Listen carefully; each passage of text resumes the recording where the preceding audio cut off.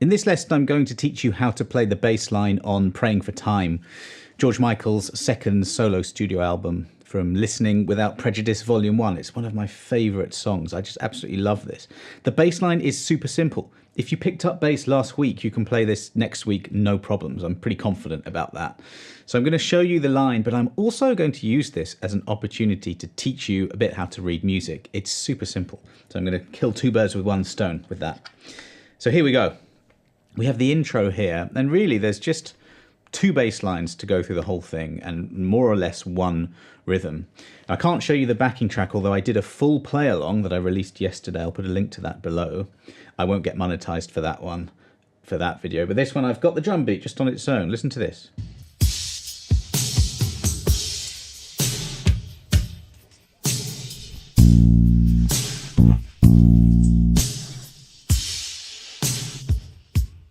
I told this story in one of the other videos I did recently where my 6-year-old daughter plucked the strings whilst I was just doing the fretting, and she just wants to do this every day. She's got no interest in playing bass, but there is just something about playing a song, no matter how simple it is, that is just fantastic. So here we go.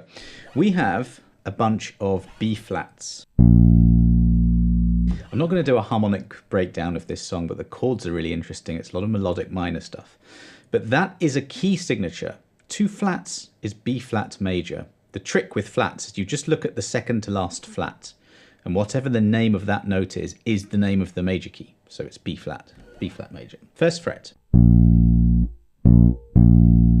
going to give you a link to download this with tab, but also without tab if you do want to have a go at reading it. Now the rhythm is this: 3, 4.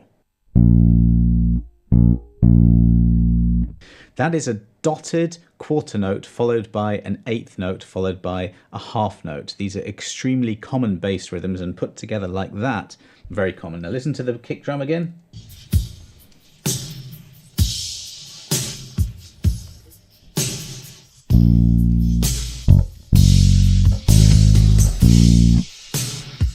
I love that. At the end of the 4th bar, the drums and the bass hit together. So let me play the first line just on its own after 4. 1, 2, 3, 4.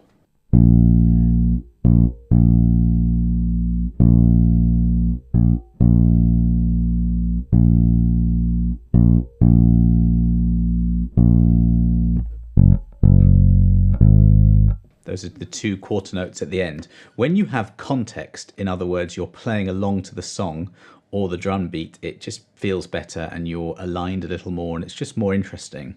That's what I'd recommend you do. By the way, to make my play along, I used a software called Moises where you can isolate the bass, then get rid of it. That's how I did that. But the YouTube algorithm caught that, and that's not going to be monetized. With just the drum beat, you can do that as well. Isolate the drum beat and play along to that. It's really fun just to do that.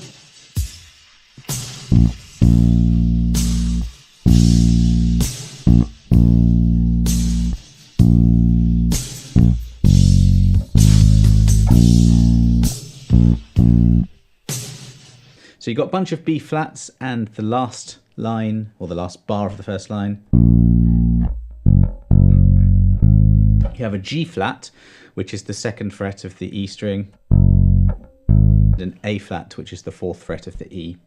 It's not an F sharp or a G sharp. Those notes also occur there because of the key. The key tells us we need B flats and E flats. The reason we've got something funny going on there is because we've got a different chord from outside the key. Not going to get into any of that in this lesson. Second line, almost exactly the same, except the last bar now is the other way around. Well, not the other way around. We've got another B flat instead of going to a G flat early. When I'm doing this, I'm looking over to the score here, and I am just looking at the notes. I'm not looking at the tab. That's why I'm giving you the version as well without tab. If you want to learn to read music, there'll be no temptation to look at the tab. We just have B flats. That's that second line of the musical staff when we have a bass clef, okay? The way I learned it at school when I was very young was to remember good boys deserve fun always for the lines. Someone said good bassists deserve funk always, so you could do that as well. And for the spaces, all cows eat grass. What that gives you is just the musical alphabet going from a line to a space all the time. So the bottom line is a G, and then the next space is an A, and then it's a B, a C, D, E, F, G, A, and so on. That's how this works. Very few notes to worry about here, though. The key signature tells you if you see any of these notes, B flat or E flat, or just B and E, you are to play them as flats unless otherwise told. That's what it means. Okay, so the key signature tells you we have to play a B flat and an E flat. Okay, verse. Let's just move on. It says verse there, and it's really just the same. This lesson's not going to be very long. It's not going to be very difficult because it's all the same. Don't do this in your playing. I'm just showing you where the notes are, or the beats are.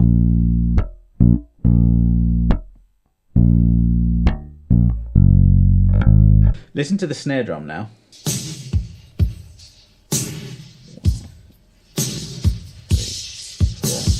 Now, teaching my daughter this, I'm aware that she was doing well, but she just wasn't counting at all. And she's only 6, you know. But that's the next thing I want to teach her. Whether you're nodding your head or tapping your foot, you need to be aware of where the beats are. Even for something as simple as this, if you're not banging time, it's just not going to sound great. Let's move on to the bridge section, and it's really the same rhythm again. This time we have a C. And that's that all cows, right? It's the second space. So that's a C, 3rd fret, A string. You can play that 8th fret, E string. There's no need to, because all the notes we need are just in this first position here. Same rhythm. Then we have this sign here. That's a natural sign. So that's a B natural. Natural notes are the white ones on the piano. They're the notes that aren't sharps and flats. So if you have a B natural, well, all the flat is telling you to get the natural note and put it down 1 semitone, 1 half step, or 1 fret, all the same thing. So a B flat follows that bar. 3rd bar is a B flat. But you don't have to put the flat sign in because the key signature tells you all the notes that are on the B line are flattened, apart from if you're told otherwise, like the natural sign in the previous bar. So C, B natural, B flat, A. And you get this descending line. The chords there are lovely. Then we have F, G on those quarter notes, the last 2 of the bar, beats 3 and 4. Really be counting all the time. 1, 2, 3, 4. You can split the beats up further into eighths. That's how you get the dotted quarter and the eighth bang on. Because a dotted quarter note lasts for 3 eighth notes. So if you're counting and you're subdividing into, these are eighths when I'm tapping on my leg, 3 of those are worth 1 of those dotted quarter notes. So it's like 1, 2, 3, and the next tap is that isolated eighth. So it's da, da, and you can just nail it if you're subdividing the beat. The second line of that section is exactly the same. We have a little G appearing in the second bar.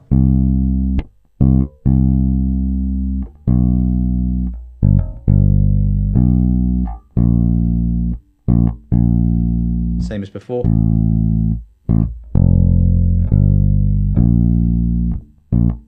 And then we're back to the original section. It's really the same line.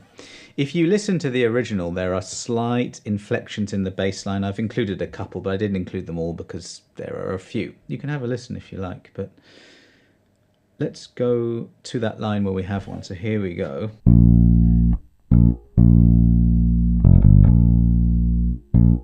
So these are 16th notes.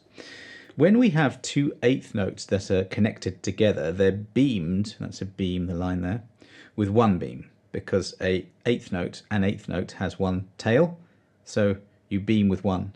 A 16th note has 2 tails, and so you connect them or beam them together with 2 of those beams. So they look a bit more complicated and scary because there's just more information there. But all of these rhythms are just telling you, they're all written differently and they're telling you different things. So dotted quarter, followed by eighth. Then we have a quarter note, and that little hairpin line is connecting it. It's called a tie. So I'll go from here. So it's 1. Then the note that it's tied to, you do not play. So you play the first note, you don't play the note it's tied to. It does exist, it's there, and it's an 8th note. So it's 1. Well, technically it's 1, 2, 3. It's on beat 3, so it's 3, 4. That tied note lands on beat 4. This is why when you're reading or playing, you must count. If you count 4, then you know the next 2 notes, those 16ths, occur on the next 8th. So it's 1, sorry, it's 3, 4. So 3, 4, da, da.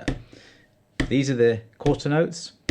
I mean, I know this is basic, but you have to count. Many people don't, right? So these are the quarters, these are the 8ths, these are the 16ths. And at 64 beats per minute, they're quite slow.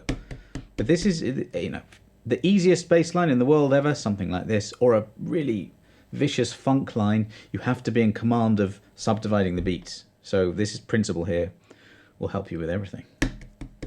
Da da. So dum bum bum bum bum.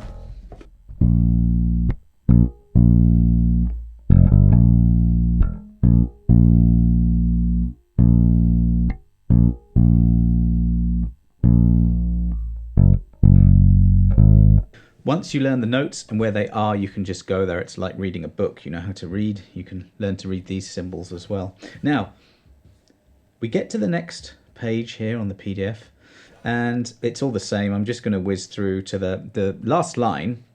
We have another little intricate moment. Same rhythm. This time B flat to C.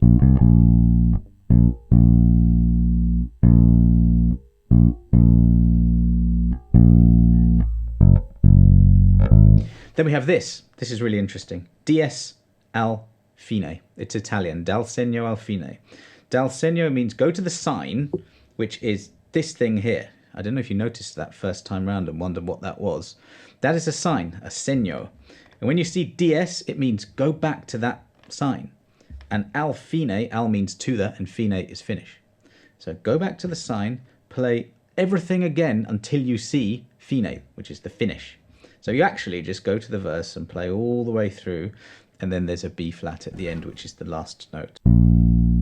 In the play along, you can see me looking to the audio file because there's a slowdown there, and it's very easy to miss that. On the audio, you can see whether everyone's hitting that. That above is a fermata or a pause. It just means play the note, but hold on to it. That is a whole note. It's to be played for the whole duration of the bar, which is 4 beats. So it's one note, because there's only one note there, but you hang it on for 4 beats. Or in this case, longer than that. Right, I'm going to leave it there. Thanks very much for watching. I'm going to put a lesson here on reading music if you're interested in that. I've got loads more lessons. If you've got any other easy songs that you want me to teach and to notate out, put it in the comments below. See you next time.